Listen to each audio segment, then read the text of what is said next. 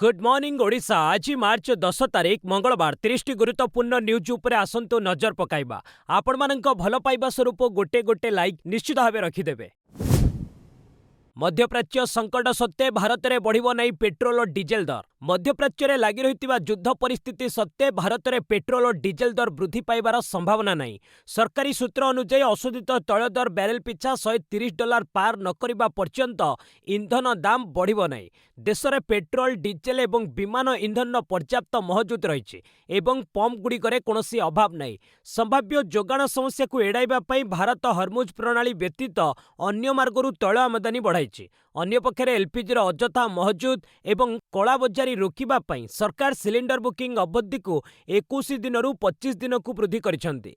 वाणिज्यिक व्यवहार अपेक्षा घरे ग्राहकों को प्राथमिकता दिया जाउछि एवं उत्पादन बढ़ाइबाकू रिफाइनारी गुड़िकू निर्देश मध्य दिया जाइछि। एही विश्वस्तरीय उत्तेजना मध्य अन्य देश तुलन में भारतर स्थिति बेस मजबूत रही सरकार आश्वासना दैछंती। अधिक एलपीजी पई अन्य देश मानक सह आलोचना मध्य जारी रही। मोजतबा इरान नूतन सुप्रीम लीडर स्वागत कले रूस और चीन। गत सप्ताह अमेरिका इस्राएल मिलित आक्रमण में Iran supreme leader ayatollah Ali Khamenei प्राण हराइथिले। एहापरे द्वितीय पुओ मोजतबा खामेनेई को तांको उत्तराधिकारी नियुक्त करा जायछि। इरान सरकारी टीवी सोमवार यह घोषणा करिछि। 56 वर्षीय मोजतबा निज पितांक भली जड़े कठोरपंथी धर्मगुरु 88 जन धार्मिक विद्वान को नहीं गठित असेंबली ऑफ एक्सपर्ट्स तांको नाम रे मोहर मारिछि। 1987 से देशर शक्तिशाली आईआरजीसी रे सामिल होई इराक ईरान युद्ध रे भाग नेइथिले। मोजतबांक नियुक्ति को रूस राष्ट्रपति व्लादिमीर पुतिन, चीन विदेश मंत्रणालय एवं लेबानन सशस्त्र संगठन हिजबुल्ला स्वागत करिसेंती। तेबे इस्राएल अमेरिका आक्रमण रे मोजतबा आहत होइतिबा ईरान सरकारी टीवी रे किछि दिन तळे प्रसारित होइतिला। लोकसभा हंगामा। जयशंकर कहिले पश्चिम एशिया स्थिर रहू बोली भारत चाहूछि। संसदर द्वितीय पर्याय बजेट अधिवेशन सोमवार आरंभ होइछि। प्रथम दिन में लोकसभा और राज्यसभा विरोधी हंगामा करिसेंती। विश्व में अस्थिरता लगी रही बेले वैदेशिक नीति को नहीं सरकार को विरोधी दल माने घेरिछंती। एहाकु नहीं वैदेशिक मंत्री एस जयशंकर कहिसेंती जे पश्चिम एशिया चलिथिबा संकटर समाधान केवल आलोचना और कूटनीतिक माध्यम संभव। लक्ष लक्ष भारतीय रहुथिबा ए अंचलर स्थिति उपरे भारत सरकार नजर रखिछंती। सेमानक सुरक्षा को नहीं सरकार चिंतित अछंती। वर्तमान विवाद जोगु एई अंचलर सुरक्षा अवस्था गुरुतर रही। पश्चिम एशिया स्थिति स्थिर रहू बोली भारत चाहूछि बोली जयशंकर कहिसेंती। ईरान उपरे आक्रमण पर तैल दर रे ऐतिहासिक वृद्धि। विश्व रे शक्ति संकट। ईरान उपरे अमेरिका और इस्राएल आक्रमण पर सोमवार अंतर्जातीय बजार में अशोधित तैल दर में ऐतिहासिक वृद्धि घटी। गुरुत्वपूर्ण हरमुज प्रणाली दे जहाज चलाचल प्रायतः बंद हो जाइथिबारु एही आशंका उपजिछि। फल ब्रेंट क्रूड दाम बैरेल पिछा 11.6% वृद्धि पाई $103.47 होइछि। सेहीपरि WTI दाम $101.97 रे पहुंची। संकट कारणरू इराक और कुवेत निजर तैल उत्पादन कमाई देथिबा बेले खूब शीघ्र यूएई एवं साउदी अरब मध्य एहा द्वारा प्रभावित हेबार आशंका रही। आंतर्जातिक शक्ति एजेंसीर पूर्वतन अधिकारी नील आटकिंसन एहाकु एक अद्भुतपूर्व शक्ति संकट बोली अभिहित करी कहिसेंती जे तैल दर वृद्धिर कौनसी सीमा नहीं। तेबे एही परिस्थितिर मुकाबिला करिबा पई G7 देशर अर्थमंत्री भावे एक जरूरी बैठक डाकिछंती, जेउथिरे संरक्षित तैल भंडार व्यवहार उपरे आलोचना हेबो। राज्य में सड़क दुर्घटना 10 वर्ष में मलेनी 53,000। राज्य में 10 वर्ष में सड़क दुर्घटना 53,000 लोकों जीवन नहीं। केवल सोमवार दुर्घटना 13 जनक जीवन जाइछि। विधानसभा उपस्थापित तथ्य अनुसार 10 वर्ष में 1,13,325 सड़क दुर्घटना मामला होइछि। 2016 मसीहा ठू 2025 जाए मोट 53,451 जन व्यक्ति जीवन जाइछि। 55,783 जन गुरुतर आहत होइछन्ति। मोट 45,146 जन सामान्य आहत होइछन्ति। 2016 में 10,532 मामला रुजु होइतिबा बेले गत वर्ष 12,782 दुर्घटना जनित मामला सामना को आसीथिला। गत वर्ष 6,483 जनक जीवन नैथिला दुर्घटना। 2024 में 12,375 मामला रुजु होइतिबा बेले 6,483 जनक प्राणहानि होइतिला। सरकार निर्देश ओआरएस विरोध में तदंत शीघ्र सार। राजस्व विपर्यय परिचालना विभाग पक्षर ओएसए कनिष्ठवर्ग और ओआरएस अधिकारी विरोध में श्रृंखलागत कार्यानुष्ठान निमंते बकेया तदंत रिपोर्ट गुड़िक शीघ्र दाखल करने को निर्देश जारी कर पूर्व सरकार निर्देशानुसार तदंतकारी अधिकारी नियुक्ति तारीखर 90 दिन मध्य रिपोर्ट दाखल करने को निर्देश दि जाइथिला। किंतु बकेया थिबा मामला निमंते संपृक्त अधिकारी विरोध में श्रृंखलागत कार्यानुष्ठान में अनावश्यक विलंब होउछि। एही परिप्रेक्षी में समस्त बकेया मामला को प्राथमिकता आधार में तदंत करा जाई 1 मास मध्य अर्थात 31 मार्च 2026 पूर्व तदंत रिपोर्ट दाखल करने को राजस्व सचिव निर्देश देइछन्ते। ओडिशा देई जीव 2टी नुआ अमृत भारत एक्सप्रेस। रेल मंत्रणालय पक्षर घोषणा करा जायछि ओडिशा देई जीव 2 नुआ अमृत भारत एक्सप्रेस। गोटे कामाख्या चल्लापाल्ली और अन्यटी कोयम्बाटूर धानबाद अमृत भारत एक्सप्रेस नाम चलिबो।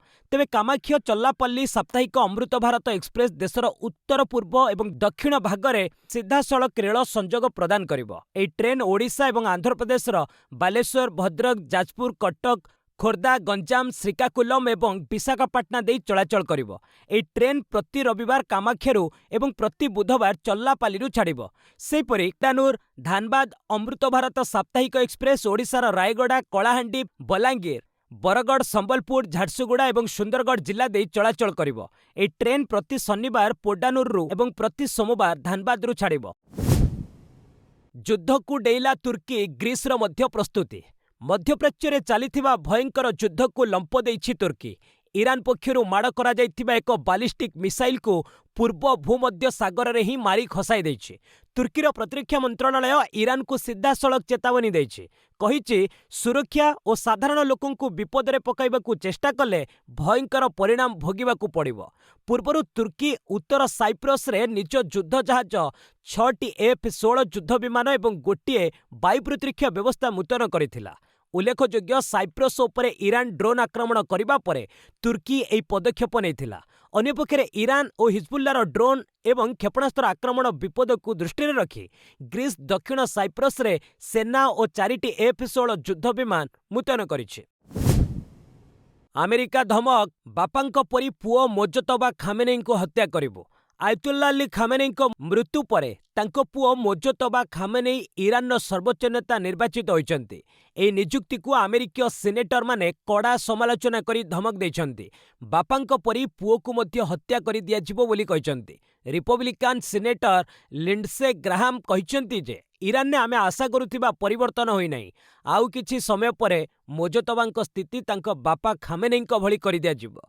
सूचनायोग्य जे ग्राहाम दीर्घ समय धरी ईरान उपरे चलिथिबा आक्रमण को समर्थन करि आसुचंती। से किछि सप्ताह तले ईरान आक्रमण पई किभली भाबे राष्ट्रपति डोनाल्ड ट्रम्प को राजी कराइबे ताहार परामर्श इस्राएल प्रधानमंत्री बेंजामिन नेतान्याहू को देइथिले। ईरान में थिबा भारतीयों को दूतावासर परामर्श बिना अनुमति रे स्थल सीमा निकट को नजिबाकू निर्देश। तेहरान में थिबा भारतीय दूतावास ईरान में रहुथिबा नागरिकों पई एक नुआ एडवाइजरी बा परामर्श जारी करिछि। बिना पूर्व सूचना एवं दूतावासर स्पष्ट मार्गदर्शन बिना देश बाहर को जिबा पई ईरान कोनोसी स्थल सीमा निकट को नजिबाकू भारतीय नागरिक माननको अनुरोध करा जाइछि। थरे कोनोसी व्यक्ति ईरान सीमा अतिक्रम करिबा परे एवं संपृक्त तृतीय देश रे प्रवेश करिबारे असमर्थ हेले दूतावास पक्षरु सेमानंकु कोनोसी सहायता जोगा दिया जाई पारिबो नाही बोली स्पष्ट करा जाइछि। तेणु सीमा पार हेबा पूर्वरु दूतावासर स्पष्ट मार्गदर्शन नेबा आवश्यक। जरूरीकालीन परिस्थिति रे भारतीय मानंकु सहाय्य करिबा पई तेहरान स्थित दूतावास पक्षरु हेल्पलाइन नंबर +989128109115 आउ गोटे रही +989128109102 आउ गोटे रही +989128109109 आउ गोटे रही +989932179359 एवं ईमेल माध्यम रे जोगाजोग मध्य करि परिबे जेमिति कि cons.tehran@mea.gov.in जारी करा जाइछि। योगी आदित्यनाथଙ୍କ मांग उपरे विवादीय बयान मौलानाଙ୍କ विरोध रे एतला। उत्तर प्रदेश मुख्यमंत्री योगी आदित्यनाथଙ୍କ मांग उपरे विवादीय मंतव्य को नहीं उत्तेजना लगी रही। यह मध्य विवादीय मंतव्य देथिबा मौलाना सलीमଙ୍କ विरोध रे बलरामपुर रे एतला रुजु करा जाइछि। बलरामपुर बीजेपी जिला सभापति अभियोग आधार रे एही कार्यानुष्ठान निया जाइछि। ଏହା ବ୍ୟତୀତ ୟୁପିର 83ଟି ଥାନାରେ ମୌଲାନାଙ୍କ ବିରୋଧରେ ଅଭିଯୋଗ ହୋଇଛି। ହିନ୍ଦୁ ସଂଗଠନ, ସାମାଜିକ କର୍ମୀ, ବିଜେପି ପଦାଧିକାରୀ ଏବଂ ଛାତ୍ରମାନେ ପୁଲିସଠାରୁ ନିକଟରେ କଠୋର କାର୍ଯ୍ୟାନୁଷ୍ଠାନ ଦାବି କରିଛନ୍ତି। ମୌଲାନାଙ୍କୁ ଶୀଘ୍ର ଗିରଫ ନ କଲେ ଏକ ବଡ଼ ଧରଣର ପ୍ରତିବାଦ କରାଯିବ ବୋଲି ଚେତାବନୀ ଦେଇଛନ୍ତି। ସୂଚନା ଅନୁଯାୟୀ ବିହାରର ମୌଲାନା ଅବଦୁଲ୍ଲା ସଲିମଙ୍କ ଏହି ବୟାନ ଖୁବ୍ ଭାଇରାଲ ହୋଇଥିଲା। ଅନେକ ସଂଗଠନ ଏବଂ ବ୍ୟକ୍ତି ଏହାକୁ ମୁଖ୍ୟମନ୍ତ୍ରୀଙ୍କ ମାଙ୍କ ପ୍ରତି ଅପମାନ ବୋଲି କହି ତୀବ୍ର ପ୍ରତିବାଦ କରିଥିଲେ। ମଣିପୁରରେ ମହିଳାଙ୍କୁ ଜାଳି ଦିଆଯିବା ବେଳେ ରାଷ୍ଟ୍ରପତି ନୀରବ ଥିଲେ, କହିଲେ ସଞ୍ଜୟ ରାଉତ। ପଶ୍ଚିମବଙ୍ଗ ଗସ୍ତରେ ରାଷ୍ଟ୍ରପତି ଦ୍ରୌପଦୀ ମୁର୍ମୁଙ୍କୁ ଅପମାନିତ କରିବା ମାମଲାରେ ରାଜନୀତି ଜୋର ଧରିଛି। ଉଦ୍ଧବ ଠାକରେଙ୍କ ଗୋଷ୍ଠୀର ଶିବସେନା ନେତା ସଞ୍ଜୟ ରାଉତ ଏହାକୁ ନେଇ କେନ୍ଦ୍ର ସରକାରଙ୍କ ବିରୋଧରେ ଗମ୍ଭୀର ଅଭିଯୋଗ ଲଗାଇଛନ୍ତି। ରାଉତ କହିଛନ୍ତି, ଯଦି କେହି କୁହନ୍ତି ରାଷ୍ଟ୍ରପତିଙ୍କୁ ଅପମାନିତ କରାଯାଇଛି, ତେବେ ଏହି ସରକାର ମଧ୍ୟ ତାଙ୍କୁ ବାରମ୍ବାର ଅପମାନିତ କରୁଛନ୍ତି।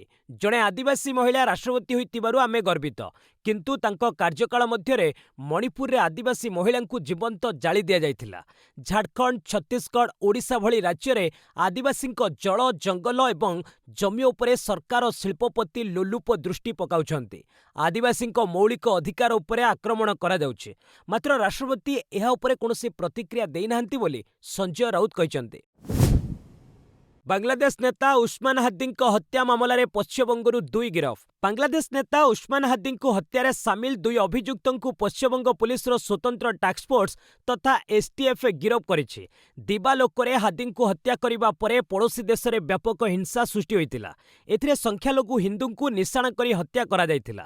ପୁଲିସ ସୂଚନା ଅନୁଯାୟୀ ଦାଦାବଟି ଆଦାୟ ଏବଂ ହତ୍ୟା ସମେତ ଗମ୍ଭୀର ଅପରାଧ କରି 2 ବାଂଲାଦେଶୀ ନାଗରିକ ବେଆଇନ ଭାବେ ଭାରତରେ ପ୍ରବେଶ କରିଥିବା ସୂଚନା ମିଳିଥିଲା।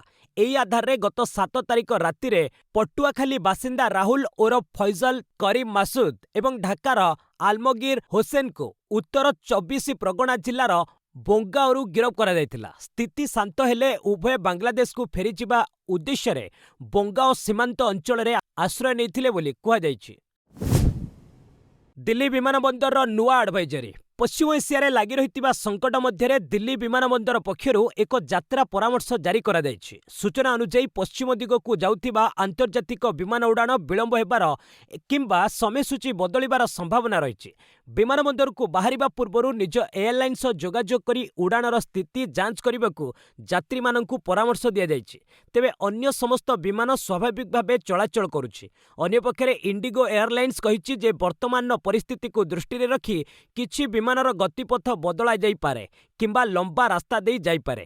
ଆକାଶମାର୍ଗରେ ହଠାତ୍ ଲାଗୁ ହୋଇଥିବା କଟକଣା କାରଣରୁ ଦିଲ୍ଲୀରୁ ମଞ୍ଚେଷ୍ଟର ଯାଉଥିବା ଏକ ଇଣ୍ଡିଗୋ ବିମାନକୁ ଅଧା ବାଟରୁ ଦିଲ୍ଲୀ ଫେରିବାକୁ ପଡ଼ିଥିଲା। ତେବେ ଯାତ୍ରା ପୁନଃ ଆରମ୍ଭ କରିବା ନେଇ ଏୟାରଲାଇନ୍ ସମ୍ପୃକ୍ତ କର୍ତ୍ତୃପକ୍ଷଙ୍କ ସହ ଆଲୋଚନା କରୁଥିବା ସୂଚନା ଦେଇଛି। ନାମାଙ୍କନ ବେଳେ ତଥ୍ୟ ଲୁଚାଇଥିବାରୁ କଂଗ୍ରେସ ବିଧାୟକଙ୍କ ସଦସ୍ୟତା ରଦ୍ଦ। ନିର୍ବାଚନ ପାଇଁ ନାମାଙ୍କନ ଦାଖଲ ସମୟରେ ତଥ୍ୟ ଲୁଚାଇଥିବା ଅଭିଯୋଗ ହୋଇଥିଲା। ତେଣୁ ଗ୍ୱାଲିୟର ହାଇକୋର୍ଟ ମଧ୍ୟପ୍ରଦେଶ ବିଜେପୁରର କଂଗ୍ରେସ ବିଧାୟକ ମୁକେଶ ମାଲହୋତ୍ରାଙ୍କ ସଦସ୍ୟତାକୁ ରଦ୍ଦ କରିଦେଇଛନ୍ତି। ଏଥିସହ ତାଙ୍କ ନିକଟତମ ପ୍ରତିଦ୍ୱନ୍ଦ୍ୱୀ ତଥା ଆବେଦନକାରୀ ବିଜେପି ନେତା ରାମନିବାସ ରାଉତଙ୍କୁ ବିଜେପୁର ଆସନରେ ବିଜୟୀ ଘୋଷଣା କରିଛନ୍ତି। ପୂର୍ବତନ ମନ୍ତ୍ରୀ ରାଓତ ଏବେ ବିଜେପୁରର ନୂଆ ବିଧାୟକ ହେବେ। ରାଓତ ତାଙ୍କ ପିଟିସନରେ ଦର୍ଶାଇଥିଲେ ଯେ ମାଲହୋତ୍ରାଙ୍କ ବିରୋଧରେ 6ଟି ଅପରାଧିକ ମାମଲା ରହିଛି, କିନ୍ତୁ 2024 ଉପନିର୍ବାଚନରେ ନାମାଙ୍କନ ପତ୍ର ଦାଖଲ ବେଳେ ସେ 2ଟି ମାମଲାର ତଥ୍ୟ ଲୁଚାଇଥିଲେ। ହାଇକୋର୍ଟ ମାମଲାର ରାୟ ପ୍ରକାଶ କରି ଦ୍ୱିତୀୟ ସ୍ଥାନରେ ଥିବା ରାଓତଙ୍କୁ ବିଜୟୀ ଘୋଷଣା କରିଛନ୍ତି। ୟୁଏଇ ରାଷ୍ଟ୍ରଦୂତଙ୍କ ବୟାନ, ମୋଦିଙ୍କ ଫୋନ୍ କଲ୍ ଯୁଦ୍ଧକୁ ରୋକିପାରିବ। ଉପସାଗରୀୟ ରାଷ୍ଟ୍ରର କେବଳ ନେତାମାନଙ୍କ ସହ ନୁହେଁ, ସେଠାକାର ବ୍ୟବସାୟୀ ସମୁଦାୟ ଓ ସ୍ଥାନୀୟ ଲୋକଙ୍କ ସହ ପ୍ରଧାନମନ୍ତ୍ରୀ ନରେନ୍ଦ୍ର ମୋଦିଙ୍କର ଭଲ ସମ୍ପର୍କ ରହିଛି। ସେହିଭଳି ଇସ୍ରାଏଲ ଓ ଇରାନ ସହ ମୋଦିଙ୍କର ସମ୍ପର୍କ ମଧ୍ୟ ବେଶ୍ ନିବିଡ଼। ତାଙ୍କ ଉପରେ ଉଭୟ ଦେଶର ବିଶ୍ୱାସ ରହିଛି। ସେହି ଦୃଷ୍ଟିରୁ ମୋଦିଙ୍କ ଗୋଟିଏ ଫୋନ୍ କଲ୍ ସଂଘର୍ଷକୁ ରୋକିପାରିବ ବୋଲି କହିଛନ୍ତି ଭାରତରେ ଅବସ୍ଥାପିତ ୟୁଏଇ ରାଷ୍ଟ୍ରଦୂତ ହୁସେନ ହାସନ ମିର୍ଜା। ଗଣମାଧ୍ୟମକୁ ସୂଚନା ଦେଇ ସେ କହିଛନ୍ତି, ଇସ୍ରାଏଲ ଇରାନ ଯୁଦ୍ଧରେ ୟୁଏଇ ପଶିବାକୁ ଚାହୁଁନାହିଁ। ୟୁଏଇ ନିଜ ଦେଶକୁ ଯୁଦ୍ଧର ଲଞ୍ଚିଂ ପ୍ୟାଡ୍ ହେବାକୁ ଦେବା ଉଚିତ ନୁହେଁ। ଆମକୁ କାହିଁକି ଯୁଦ୍ଧକୁ ଟାଣି ନିଆଯାଉଛି ତାହା ଜାଣିନି, କିନ୍ତୁ ଆମ ମାଟିରେ ସେମାନେ ଯୁଦ୍ଧ ଲଢ଼ୁଛନ୍ତି। ଏହା ଆଦୌ ଗ୍ରହଣୀୟ ନୁହେଁ। ୟୁଏଇ ଏକ ଗୁରୁତ୍ୱପୂର୍ଣ୍ଣ ସ୍ଥାନରେ ରହିଛି। ଆମେ ଉଭୟ ଇସ୍ରାଏଲ ଓ ଇରାନ ମଧ୍ୟରେ ମଧ୍ୟସ୍ଥତା କରିପାରିବୁ। 3 ସିମେଣ୍ଟ କମ୍ପାନୀଙ୍କ ମାନହାନି ଟେଣ୍ଡରରେ ହେରଫେର ନେଇ ସିସିଆଇର ରିପୋର୍ଟ। ରୟଟର୍ସର ଏକ ରିପୋର୍ଟ ଅନୁଯାୟୀ ଭାରତର ତିନୋଟି ପ୍ରମୁଖ ସିମେଣ୍ଟ କମ୍ପାନୀ ଯଥା ଡାଲମିଆ ସିମେଣ୍ଟ, ଶ୍ରୀ ଦିଗ୍ବିଜୟ ଏବଂ ଇଣ୍ଡିଆ ସିମେଣ୍ଟସ୍ ଦୀର୍ଘ 12 ବର୍ଷ ଧରି ବେଆଇନ ବ୍ୟବସାୟିକ ଅଭ୍ୟାସରେ ଲିପ୍ତ ଥିବା ଭାରତୀୟ ପ୍ରତିଯୋଗିତା ଆୟୋଗ ଜାଣିବାକୁ ପାଇଛନ୍ତି। ଏହି କମ୍ପାନୀଗୁଡ଼ିକ ମିଳିତ ଭାବେ ଟେଣ୍ଡରରେ ହେରଫେର କରିବା, ସମାନ ମୂଲ୍ୟ ସ୍ଥିର କରିବା ଏବଂ ବିଦେଶୀ ପ୍ରତିଯୋଗୀଙ୍କୁ ବାଦ୍ ଦେବା ପାଇଁ ଉଦ୍ୟମ କରୁଥିଲେ।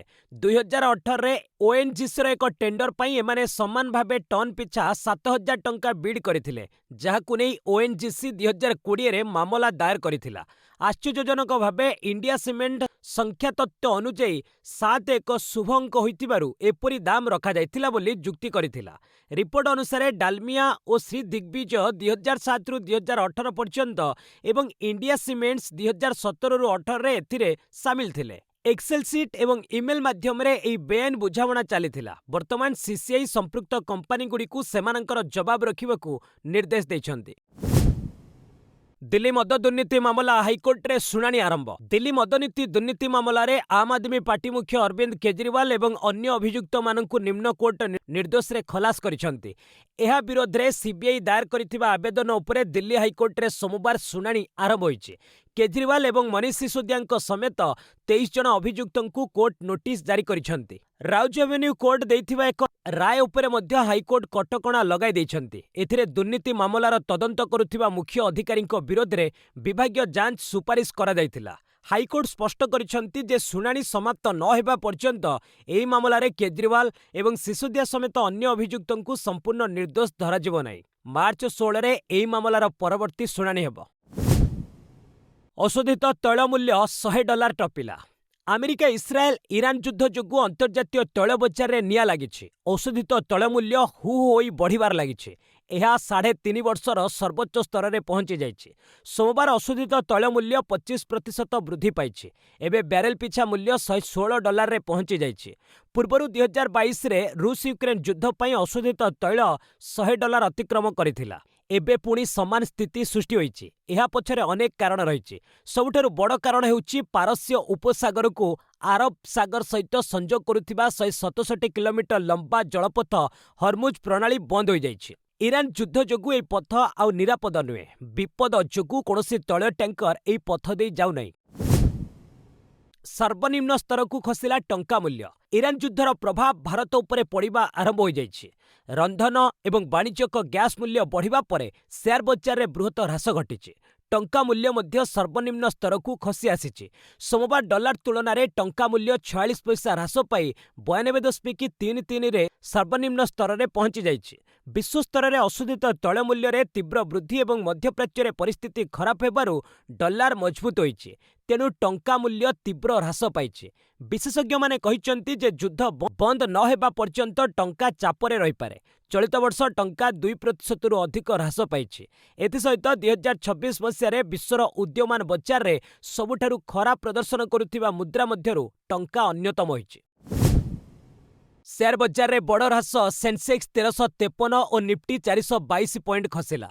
ଭୌଗୋଳିକ ରାଜନୈତିକ ଉତ୍ତେଜନା ଏବଂ ଅଶୋଧିତ ତୈଳ ଦର ବୃଦ୍ଧି କାରଣରୁ ସୋମବାର ଘରୋଇ ସେୟାର ବଜାରରେ ବଡ଼ ଧରଣର ହ୍ରାସ ଦେଖିବାକୁ ମିଳିଛି।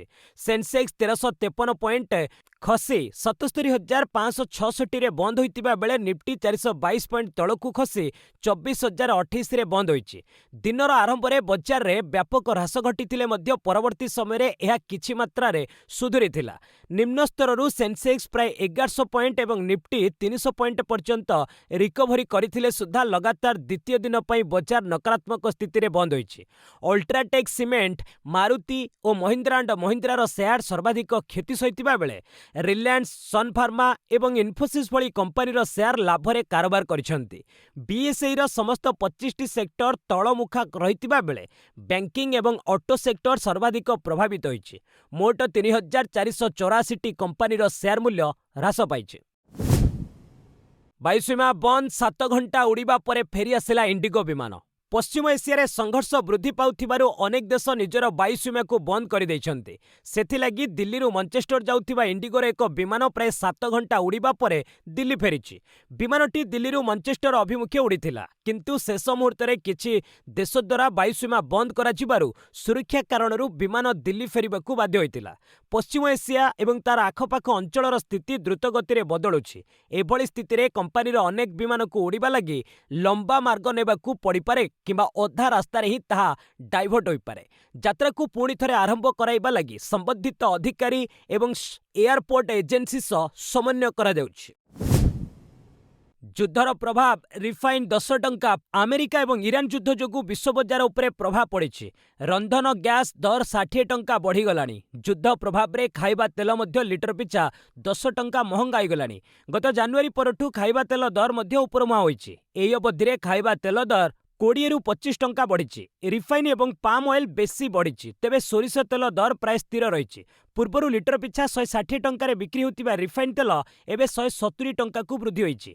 कटक माल गोदाम रे 3 रु 4 दिन मध्यरे एभଳି स्थिति रहिछि। सेहिभଳି पाम ऑयल लिटर पिछा 5 टंका वृद्धि होई 107 टंका रहिछि। घरोई एलपीजी प्रतीक्षा समय 25 दिन को बढ़िला। मध्यप्राच्य युद्ध स्थिति रे देश में एलपीजी अभाव आशंका करुछंती लोके। अधिक सिलिंडर उठाई देबाकू एजेंसी गुड़िक आगरे भिड़ देखिबाकू मिलुछि। एभଳି स्थिति रे कलाबजारी को रोकिबा पई उद्यम करिछंती केंद्र सरकार। पूर्वरु गोटिए सिलिंडर मिलिबार 21 दिन परे द्वितीय सिलिंडर बुकिंग होई पारुथिला। एबे एहाकू 25 दिन को बढ़ाई दिया जाइछि। अन्य पक्षरे तैल कंपानी गुड़िक ओडिशा रे थिबा समस्त डीलर एवं वितरक माननकू कमर्शियल एलपीजी सिलिंडर जोगाण बंद करबाकू निर्देश दैछंती। प्रकाश योग्य 19.0 किलोग्राम कमर्शियल सिलिंडर दर 1938 रु 2052 टंका को वृद्धि पाइछि। 47 किलोग्राम सिलिंडर दाम 4786 टंका रु 5128 टंका होइछि। घरे एलपीजी सिलिंडर दर 60 टंका बढ़िछि। टी20 विश्वकप रु आईसीसी रोजगार प्राय 9000 कोटी। टी20 विश्वकप शेष होइछि। चलित टी20 विश्वकप रे आईसीसी मोट $1 बिलियन बा 9000 कोटी टंका रोजगार करने को लक्ष्य रखिथिला, जेउथिरे प्रायतः सफल होइछि, जहाँ टी20 विश्वकप इतिहास रे एक रेकर्ड।